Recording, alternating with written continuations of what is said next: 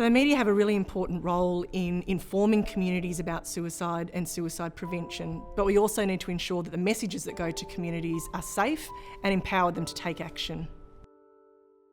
There are certain ways of representing suicide that can increase risk in members of the community who might already be vulnerable. So it's really important that media, modify some of the things in stories that can increase risk, and also make sure that they are providing information about suicide prevention more broadly and encouraging where people can get help.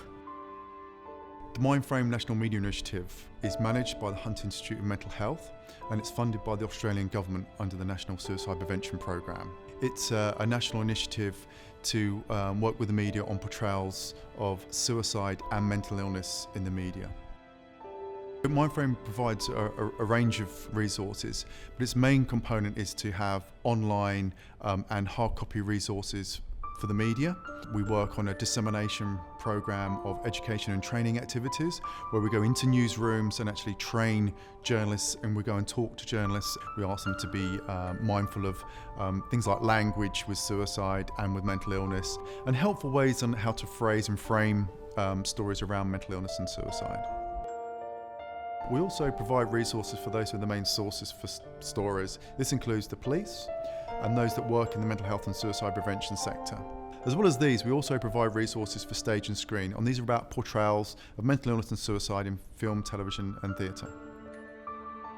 The MindFrame guidelines are just a great resource to have handy, so we can do a double check of our story before we broadcast it to make sure we're not going to cause any undue distress to anyone that's been affected by suicide. I think we have a responsibility to society and to our readers and our viewers to make sure that we're reporting these issues sensitively and responsibly. If we're wanting to drive traffic to our websites or our online sites, there are many other stories that we can pick from, and it shouldn't be those coverage of suicide and mental health. Those should be always treated responsibly and sensitively. It's really important for all of our national suicide prevention work to have, a framework or a guideline to work towards. We need to make sure that we're not duplicating action, but we also need to make sure that we don't, forget some of those gaps in activity.